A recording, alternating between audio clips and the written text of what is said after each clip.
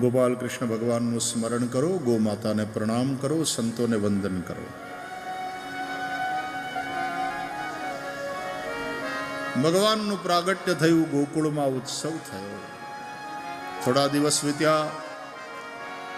નંદ બાવા ગોવાળોને ગોકુળની રક્ષા સોંપી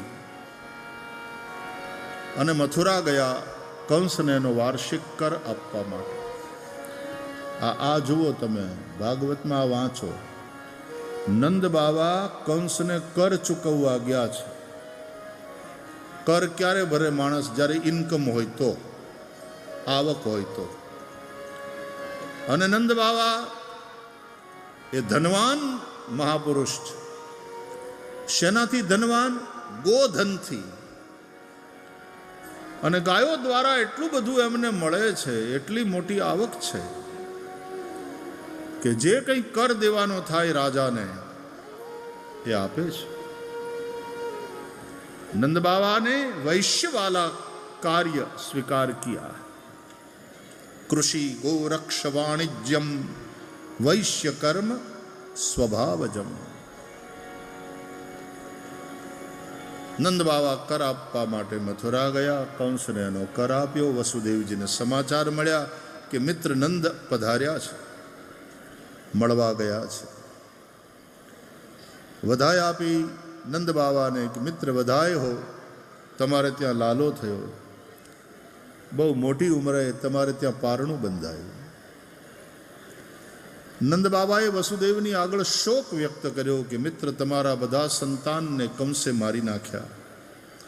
मने समाचार मळ्या कि 8मा संतान रूपे कन्या रत्ननी प्राप्ति थई हती, पण ए कन्याने पण कंसे मारी नाखी. मित्र मित्रना सुखे सुखी थाय, मित्र मित्रना दुखे दुखी थाय. नंद बाबा वसुदेवजीना दुखे दुखी थया અને વસુદેવજી નંદ બાવાના સુખને જોઈ, એના આનંદને જોઈ પોતાનું દુઃખ ભૂલી ગયા. બંને મિત્રો છે. આમ તો પિતરાઈ ભાઈ પણ છે બંને, એટલા માટે લખ્યું છે ભ્રાતરમ નંદમાગતમ. નંદ ભાઈ હે વસુદેવ. ત્રીજી પેઢીએ દેવમીઢ રાજાએ ભેગા થાય છે બંને. એટલે પિતરાઈ ભાઈ પણ છે, બે પેઢીએ ભાઈઓ થાય છે. ઘણીવાર હગા ભાઈઓમાં જેટલો પ્રેમ જોવા ન મળે એવો પિતરાઈ ભાઈમાં પ્રેમ જોવા મળતો હોય છે. અને માત્ર ભાઈ જ નહીં, બંને મિત્ર થઈને રહે. આવા મેં કેટલાય ભાઈઓને, પિતરાઈ ભાઈઓને એક મૈત્રીથી બંધાયેલા જોયા છે. મૈત્રી. મિત્ર દ્રોહ બહુ મોટું પાપ છે. રાષ્ટ્રદ્રોહ બહુ મોટું પાપ છે. માતા પિતાનો દ્રોહ ન કરવો, મિત્રનો દ્રોહ ન કરવો, રાષ્ટ્રનો દ્રોહ ન કરવો. થોડા પૈસાની લાલચમાં અહીંયાની ગુપ્ત માહિતી દુશ્મન દેશોને પહોંચાડે એવા લોકોને શું કહીએ? છાપામાં સમાચાર વાંચીએ છીએ ત્યારે આપણને એમ થાય કે આ દેશનું ખાય છે અને એને શરમે નહીં આવતી હોય. આવા રાષ્ટ્રદ્રોહના કામ કરે. વિશ્વાસઘાત એ મોટું પાપ છે. વસુદેવજીએ નંદ બાવાને કહ્યું કે આપ આવ્યા છો કર આપવા માટે, બધું કામ તમારું પૂરું થઈ ગયું હોય તો મારી એક વિનંતી છે, આપ અવિલંબ પાછા ગોકુળ પધારો. કારણ કે વસુદેવને સમાચાર મળ્યા છે કંસની મોકલેલી પૂતના નગર અને ગામડાઓમાં તુરતના જન્મેલા બાળકોને મારતી મારતી ફરે છે. એ ક્યાંક ગોકુળ પહોંચી જશે તો હું લાલાને ત્યાં મૂકીને આવ્યો છું. વસુદેવજીની શંકા સાચી હતી. કંસેન પ્રહિતા ઘોરા પૂતના બાલ ઘાતિની શિશુંસ ચચાર નિઘ્નંતી પુરગ્રામ વ્રજાદિષુ. કંસની મોકલેલી પૂતના બાળકોને મારતી મારતી ગોકુળમાં આવી. આચાર્યો સમજાવે છે, કંસ દેહાભિમાનનું રૂપ છે. કમ સુખમ સ્યતીતિ કંસા. સુખનો, સાચા સુખનો, બ્રહ્માનંદનો જે નાશ કરે એવું દેહાભિમાન એ કંસ છે. અને એ અજ્ઞાનથી જ થાય છે. પૂતના એ કંસથી પ્રેરિત એટલે દેહાભિમાનથી પ્રેરિત. આચાર્યો કહે છે પૂતના એટલે અવિદ્યા. પૂતાન પવિત્રાન અપી નયતિ ઇતિ પૂતના. જે પોતાની જાતને પવિત્ર માનવા વાળા, ગાયત્રી જપવા વાળા, સંધ્યાવંદન કરવા વાળા, તપ કરવા વાળા, સાધુ સંત કે સાધક માનવા વાળા, એવા પોતાની જાતને પવિત્ર માનવા વાળા, એને પણ આ અવિદ્યા ખેંચીને લઈ જાય છે ક્યારેક ક્યારેક. એવી પ્રબલા છે. એનું રૂપ અબલાનું છે પણ જબરી બળવાન છે. એ સુંદરી સ્ત્રીનું રૂપ લઈ નંદ બાવાના ગોકુળમાં આવી. બીજી લક્ષ્મી હોય એવી દેખાય છે. ગોવાળિયાઓ તો હતા દરવાજે દરવાજે, જેટલા દ્વાર છે. આ ગોકુળ, આ ગો છે ને એટલે ઇન્દ્રિયો, કુલ એટલે સમૂહ. આ ઇન્દ્રિયો, इंद्रिय द्वार झरोखा नाना. ये गोलक द्वार है, ये कान द्वार है, ये नथुने द्वार है, ये मुख द्वार है, मल द्वार, मूत्र द्वार, ये सब शरीर रूपी नगर के द्वार है. गोकुल નો અર્થ જ થાય સ્થૂળ શરીર. અને દરેક દ્વારના એટલે કે દરેક ઇન્દ્રિયોના દેવ આપણા શાસ્ત્રોમાં બતાવવામાં આવ્યા છે. નેત્ર છે તો નેત્રના દેવ છે સૂર્ય.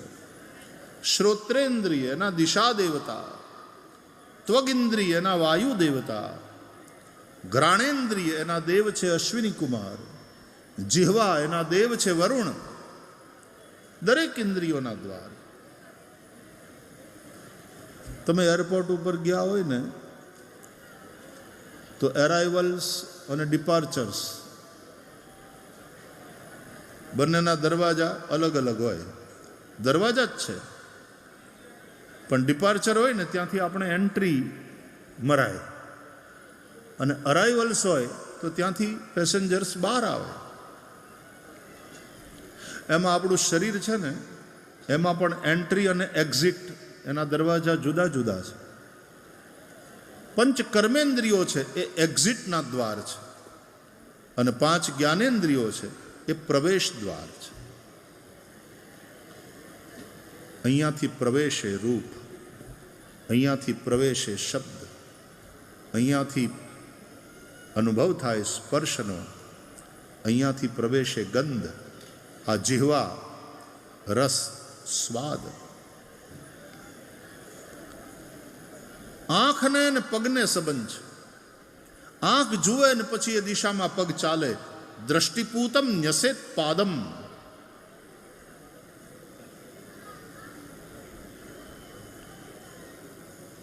કાનને અને મોઢાને સંબંધ છે. કાન એટલે એન્ટ્રી, મુખ એક્ઝિટ. અહીંયાથી શબ્દ આવ્યો, અહીંયાથી નીકળ્યો. માણસ સાંભળી શકે છે એટલા માટે માણસ બોલી શકે છે. જે બેરો હશે એ મૂંગો પણ હશે, કારણ કે એન્ટ્રી જ નથી, બહાર શું નીકળે? ખાઈ પીવે નહીં, એ મળમૂત્રનો ત્યાગ, એ પછી શું થાય? એન્ટ્રી જ ન હોય, એમાંથી કોઈ ગયું જ ન હોય, કોણ બહાર નીકળે? સ્પર્શ ત્વગિન્દ્રિય એન્ટ્રી, હાથ એ કર્મેન્દ્રિય છે એક્ઝિટ.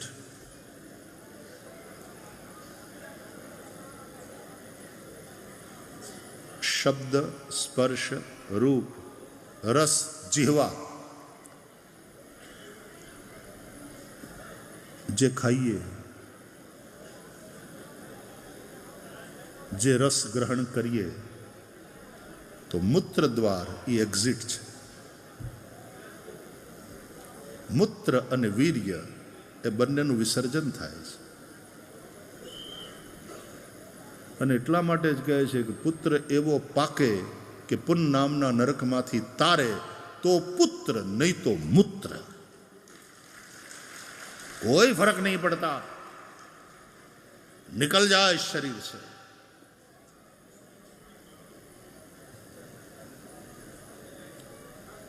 और गंध, नासिका, घ्राणेन्द्रिय, ये ज्ञानेन्द्रिय है.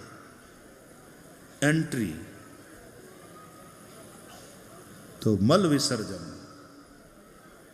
मल द्वार एग्जिट.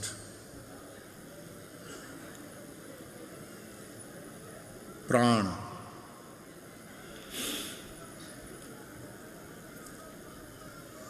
મળદ્વારથી નીકળનાર અપાન વાયુ છે.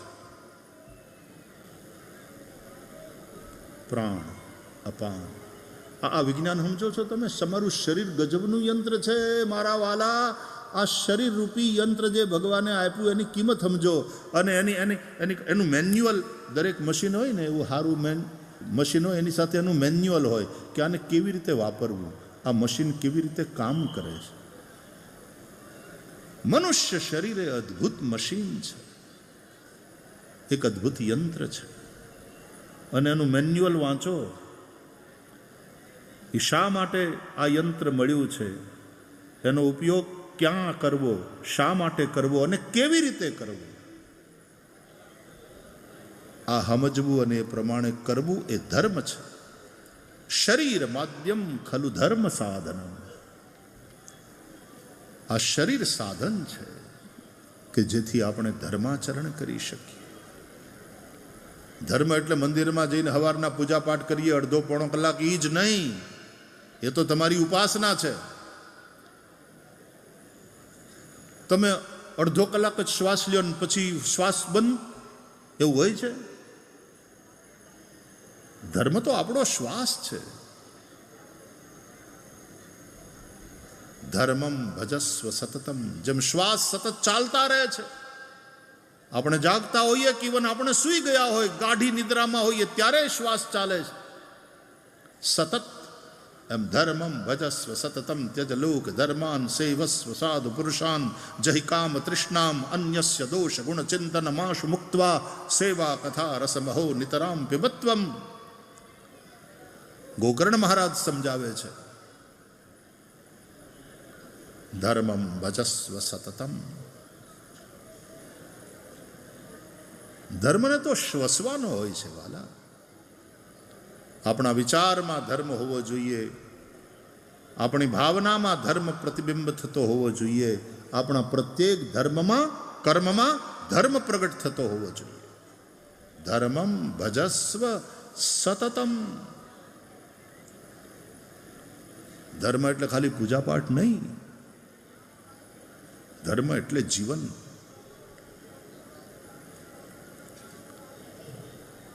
તો ગોપાન ગોકુલ રક્ષાયામ. દરેક ઇન્દ્રિયોના દેવતાઓ, તે ઇન્દ્રિયોમાં આ દેવતાઓ છે એ જ ગોવાળ બનીને આવ્યા છે. એટલે ગોવાળોને ગોકુળની રક્ષાની જવાબદારી સોંપીને નંદ મથુરા. આ કથા જ નથી માત્ર, એની પછવાડેનું તત્વજ્ઞાન સમજવા જેવું છે.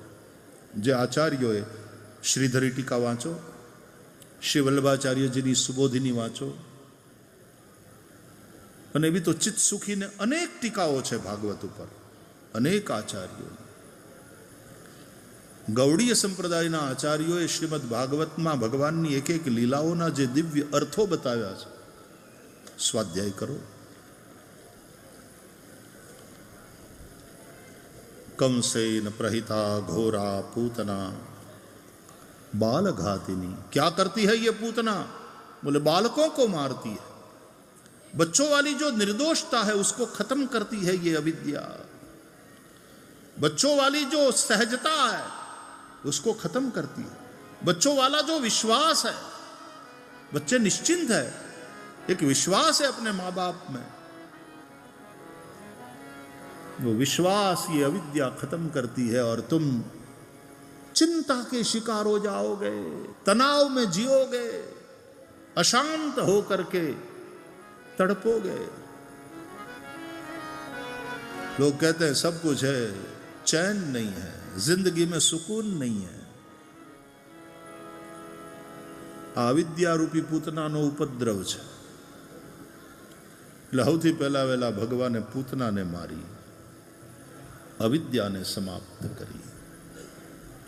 શ્રી વલ્લભાચાર્યજી કહે છે અવિદ્યા પૂતના સ્મૃતા, પૂતના અવિદ્યા છે। ભગવાન રામ સૌથી પહેલા વહેલા તાડકાને મારે છે, ભગવાન શ્રી કૃષ્ણ સૌથી પહેલા વહેલા પૂતનાને મારે। બંને રાક્ષસને નહીં, પહેલા વહેલા રાક્ષસીને મારી, એટલા માટે બીજા રાક્ષસો પેદા ન થાય। રાક્ષસોને, અસુરોને જન્મ આપનાર તત્વને પહેલા ખતમ કર્યું। રામાયણમાં તાડકા એ દુર્વાસનાનું પ્રતીક છે, તુલસીદાસજી કહે છે, અને ભાગવતમાં પૂતના એ અવિદ્યાનું પ્રતીક છે એવું આચાર્યો કહે। દુર્વાસનાથી જ અનેક પ્રકારના પાપ થાય છે, અવિદ્યાથી જ અનેક પ્રકારની આસુરી વૃત્તિનો જન્મ થાય છે। ઝેર ચોપડીને આવી હતી નંદ બાવાને ઘેર, ખબર પડી કે નંદને ત્યાં લાલો થયો, મારી નાખો। નંદ બાવા તો મથુરા ગયા હતા, યશોદા મૈયા ઘરે હતા, પહોંચી પૂતના ત્યાં। પૂતનાને પછી એન્ટ્રી આપી, બોલો ઈના ઈ ગોવાળિયાઓએ જેનું કામ છે ચોકી કરવાનું, પણ પૂતનાના બાહ્ય રૂપને જોઈને એમ થયું કે આ કોઈ હારા ઘરનું બાઈ માણા લાગે છે। એટલે કે ચમચમાતી મોટર કારમાંથી આમ પેલો ડ્રાઈવર યુનિફોર્મમાં હોય નહીં, બહાર પહેલા ઉતરે અને દરવાજો ખોલે અને કાળા ચશ્માવાળી મેડમ એડીવાળા સેન્ડલ પહેરીને જેમ પટ લઈને બહાર આવે, પર્સ લઈને, અને ત્યાં તો જ્વેલરી શોરૂમનો યુનિફોર્મમાં ઊભેલો દ્વારપાળ કે ચોકીદાર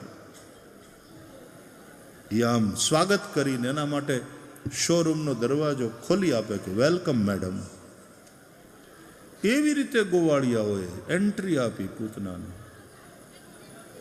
અવિદ્યાનું બાહ્ય રૂપ એટલું બધું પ્રભાવક હોય છે, માણસ અંજાઈ જાય। ઘણા બધાના દેખાવ એટલા બધા પ્રભાવક હોય, અંજાઈ જાય માણસ। અને સાધુ સંતોનું કામ આંજી નાખવાનું નથી, તમને ભીતરથી માંજી નાખવાનું છે। તમે ભીતરથી મંજાઈ જાઓ, તમારું અંતઃકરણ શુદ્ધ થઈ જાય। અને એટલા માટે સાચા સંતને ઘણીવાર ઓળખવો મુશ્કેલ બને। સંત અને ભગવંત એ પોતાની જાતને છુપાવે છે। કીર્તિ એના માટે પ્રતિષ્ઠા સુકરી વિષ્ઠા। સંતો પ્રતિષ્ઠાની પાછળ પાગલ બનીને દોડતા નથી, પણ ક્યારેક સંતોને ભગવાન પ્રસિદ્ધિ અપાવે છે, કારણ કે ભગવાન ઈચ્છે છે કે એનાથી પ્રેરિત થઈને અનેક લોકોનું જીવન બદલાય। બાકી સંતોને પ્રસિદ્ધિની ભૂખ ના હોય, એના માટે પ્રતિષ્ઠા એ સુકરી વિષ્ઠા છે। અને કીર્તિ જેવું કોઈ કેદખાનું નથી, હા વાલા, કીર્તિની વાહે ગાંડા ન થવાય। કીર્તિ તમારો પીછો કરે, પ્રસિદ્ધિ તમારો પીછો કરે, બરાબર, પણ પ્રસિદ્ધિ માટે થઈને પાગલ બનનારા લોકો એ અંતે પોતાના માટે એક જાળ ઊભું કરે છે, એક કેદ ઊભી કરે।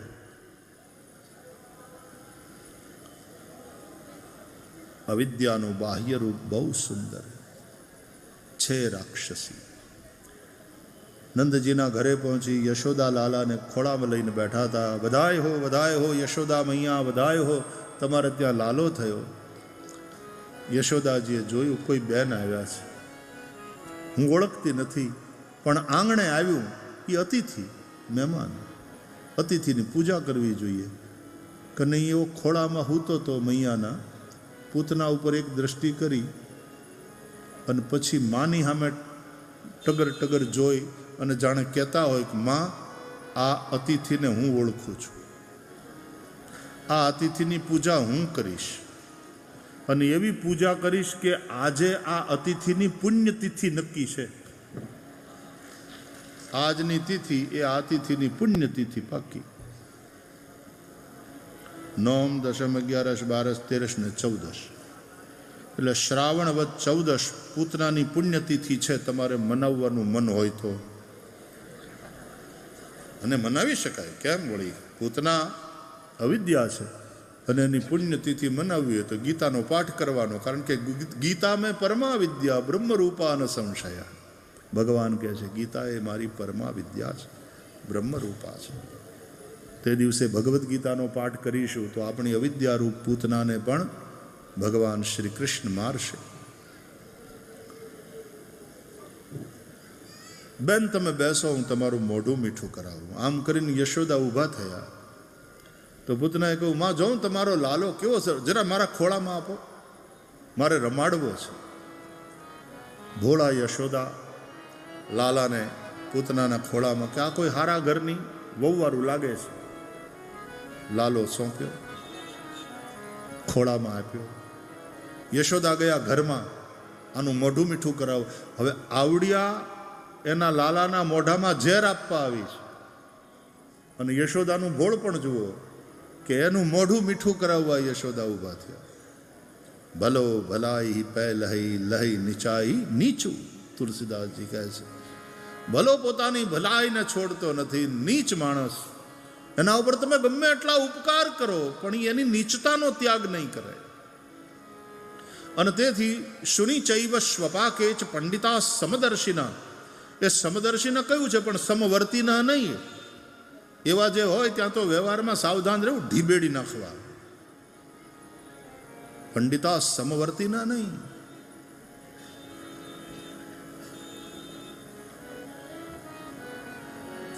જે વારંવાર હુમલા કરવા આવતા હોય એને એને એને ક્ષમા હોય.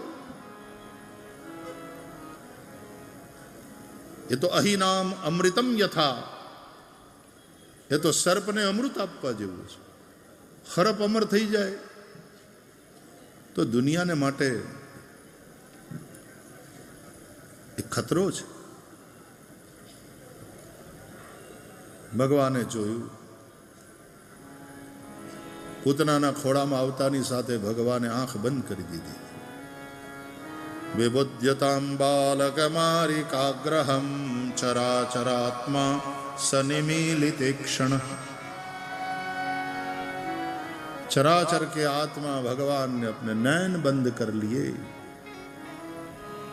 भगवाने आंखों शा માટે બંધ કરી? બાલકૃષ્ણ પ્રભુએ એને લઈને સંતોએ અનેક અર્થો, અનેક ભાવો પ્રગટ કર્યા. એક તો પૂતના જોવા જેવી નહોતી એટલે આંખ બંધ કરી. એ ભલે ને સુંદરી સ્ત્રી બનીને આવી હોય, બહારથી ગમે એટલા મેકઅપના થથેડા કરીને આવી હોય, પણ અંદરથી રાક્ષસી છે. ભગવાન કાયાના સૌંદર્યને નહીં, કાળજાના સૌંદર્યને જુએ છે. શબરીની કાયા ભલે સુંદર નહોતી પણ એનું કાળજું, એના હૈયાનો ભાવ એટલો સુંદર હતો કે ભગવાન શબરીને જોઈ અને એને ભામિની કહીને સંબોધે છે. બોલો, કહ રઘુપતિ સુન ભામિની બાતા, માનવ એક ભગતિ કર નાતા. ભામિની સોઈ અતિશય પ્રિય ભામિની મોરે, સકલ પ્રકાર ભગતિ દ્રઢ તોરે. એને ભામિની કહે છે કારણ કે ભગવાન કાળજાના સૌંદર્યને જુએ છે, ભાવ સૌંદર્યને જુએ.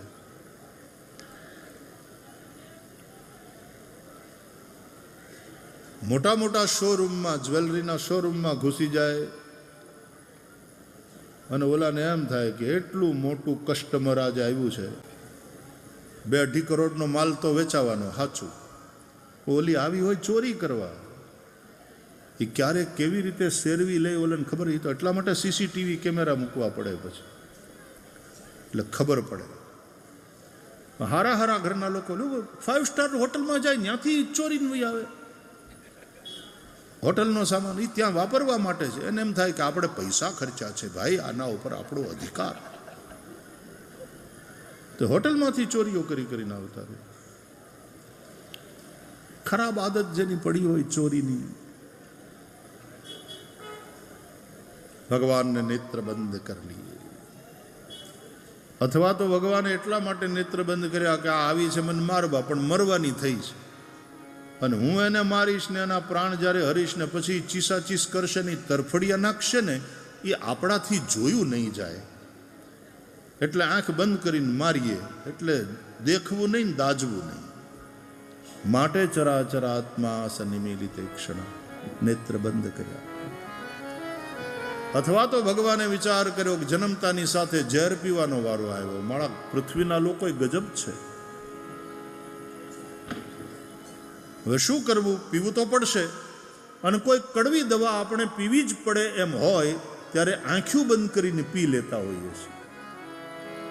છોકરું કડવી દવા હોય ને પીવાની ના પાડે ને રોતું હોય તો માં એમ કે પીવી તો પડવાની, પી જા મારા દીકરા, પી જા, એક ચોકલેટ આપીશ બસ, પી લે. ચોકલેટની લાલચમાં વળી પાછો આમ મોઢે મૂકે, પણ એની કડવી વાસ અને વળી પાછો રડવા માંડ્યો, હું મારે નથી પીવી. પછી માં ખીજાય, પીવી પડશે,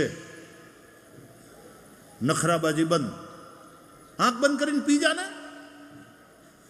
એટલે ભગવાનને થયું કે આ ઝેર પીવું પડશે, ચાલો છૂટકો નથી, આંખ બંધ કરીને પી લઉં. માટે ચરાચર આત્મા સનિમિલિત ક્ષણ. અથવા તો આચાર્યો કહે છે એટલા માટે ભગવાને આંખ બંધ કરી. ભગવાનને એમ થયું કે આ કોણ મારું નામ લઈને મરે, એની સદગતિ થઈ જતી હોય તો આ તો મારે હાથે મરવાની છે, મારી સામે મરવાની, આની સદગતિ પાકી. આ કયો જીવ છે કે મારે હાથે મરવા અને સદગતિ કરવા આવ્યો છે? આ કોણ હતી પૂર્વજન્મમાં? એ યાદ કરવા માટે ભગવાને આંખ્યું બંધ કરી. આપણે કંઈક યાદ કરવું હોય ને તો આંખ્યું બંધ કરીને ઉભર મને યાદ આવવા દે. ભગવાને આંખ્યું બંધ કરીને યાદ કર્યું તો યાદ આવ્યું કે આ તો બલિરાજાની દીકરી હતી ગયા જન્મમાં.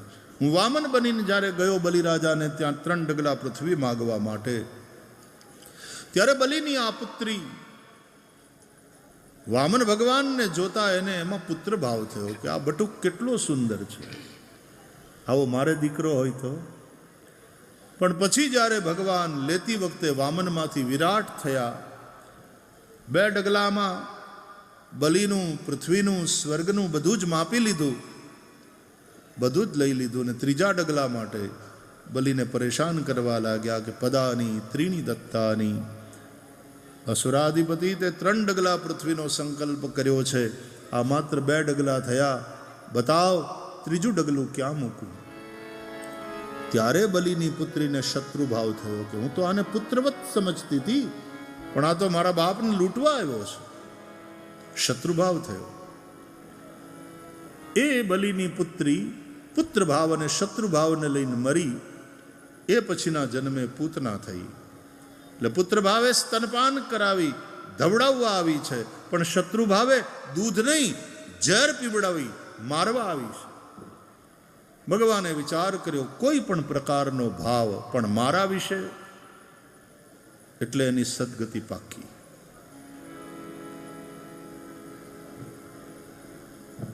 દ્વેષાત, ભયાત, કામાત, ક્રોધાત, કોઈ પણ પ્રકારના ભાવથી જ પણ જે ભગવાનને ભજે. કૌંસમાં ભય હતો કૃષ્ણનો, શિશુપાળમાં દ્વેષ હતો કૃષ્ણ માટે, કુબજામાં કામ હતો કૃષ્ણ માટે. એમ કોઈ પણ પ્રકારનો ભાવ પણ ભગવાન માટે જ્યારે હોય છે ત્યારે જીવનો ભગવાન ઉદ્ધાર કરે છે. ચરાચરાત્મા સનિમિલિત ક્ષણ. ભગવાને નેત્ર બંધ કર્યા. આચાર્યોએ કહ્યું એટલા માટે નેત્ર બંધ કર્યા કે ભગવાનને યાદ આવ્યું કે આ મારે હાથે મરવાની, એટલે એની સદગતિ તો પાકી. મરતી વખતે મારું નામ લઈને મરે એની સદગતિ જો પાકી હોય, જાસુ નામ મરત મુખ આવા તો અધમૌ મુક્તિ હોય શ્રુતિ ગાવા, તો મારે હાથે મરે એની સદગતિ તો પાકી, એમાં તો કોઈ સંશય નહીં. પણ જે મને ઝેર પાવા આવી છે ખોટી ખોટી માં બનીને, એને જો હું સદગતિ આપું તો જે મારી સાચી સાચી માં અને મને પ્રેમથી દૂધ પાય છે એ યશોદાને કઈ ગતિ આપીશ, એ વિચારવા માટે ભગવાને નેત્ર બંધ કર્યા, ચિંતનમાં ડૂબી ગયા. ચરાચરાત્મા સનિમીલિતે ક્ષણ. અથવા તો ભગવાને એટલા માટે આંખો બંધ કરી, યાદ આવ્યું કે આવું તો રામાયણમાં થયું હતું, રામાવતારમાં. ત્યારે શૂર્પણખા આ જ રીતે હતી રાક્ષસી અને સુંદરી સ્ત્રીનું રૂપ લઈને આવી હતી પંચવટીમાં. શૂર્પણખા રાવણ કે બહિની, દુષ્ટ હૃદય દારુણ જસ અહિની, પંચવટી સો ગઈ એક બારા. આ જ રીતે પંચવટી પહોંચી હતી અને ભગવાન રામની પાસે જઈને એણે કહ્યું હતું કે તુમ સમ પુરુષ અને મો સમ નારી, યહ સંજોગ વિધિ રચા બિચારી. મને અનુરૂપ કોઈ પુરુષ ન મળ્યો, તાતે અબ લગી રહી હું કુંવારી, લેકિન મન માં ના કછ તુમ હી નિહારી. મારું પાણી ગ્રહણ કરો. એટલે ભગવાન રામે એ સમયે શૂર્પણખાને જવાબ આપ્યો હતો, પણ દ્રષ્ટિ નહોતી આપી. સીતહી ચિતઈ કહી પ્રભુ બાતા, કે અહઈ કુમાર મોર લઘુ ભ્રાતા. ભગવાને શૂર્પણખાને જવાબ આપ્યો, પણ ભગવાન રામે શૂર્પણખાને દ્રષ્ટિ ના આપી. દ્રષ્ટિ કોને આપી? પોતાની ડાબી બાજુમાં બેઠેલા સીતાજીને.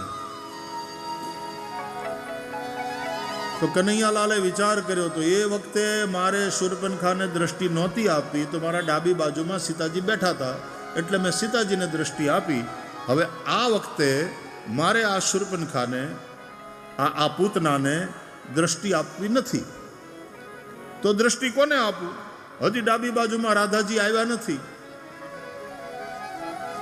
બાવા નંદબાવા ગયા છે મથુરા. માં યશોદા ઘરમાં ગયા પેંડાની થાળી લેવા.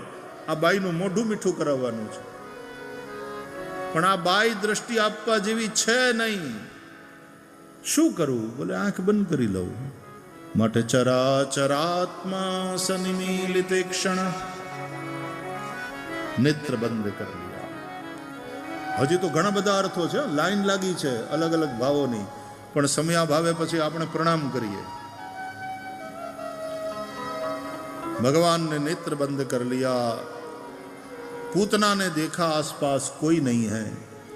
उसने अपना विष से युक्त थन बाल कृष्ण प्रभु के मुख में दे दिया. तस्मिन् स्तनम दुर्जर वीर्य मुल्बणम घोरांकमादाय शिशोर ददावथ गाढ़म कराभ्याम भगवान प्रपीड्य तत् प्राणै समम रोष समन्वितो पिबत.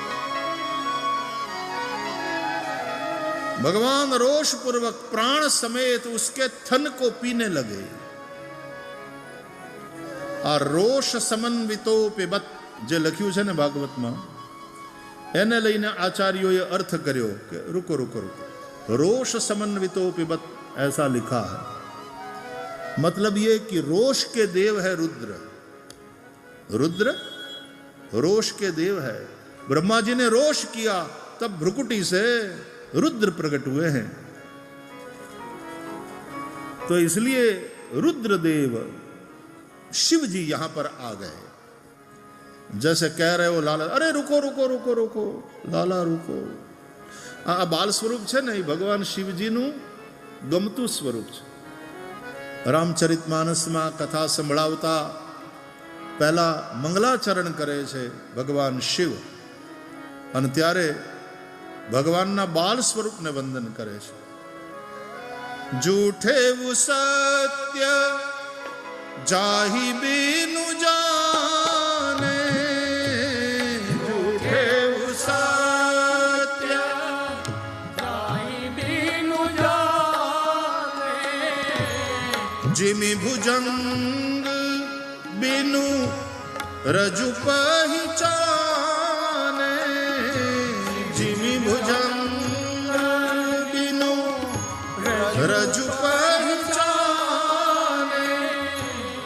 जेहि जाने जग जाई हेराई, जेहि जाने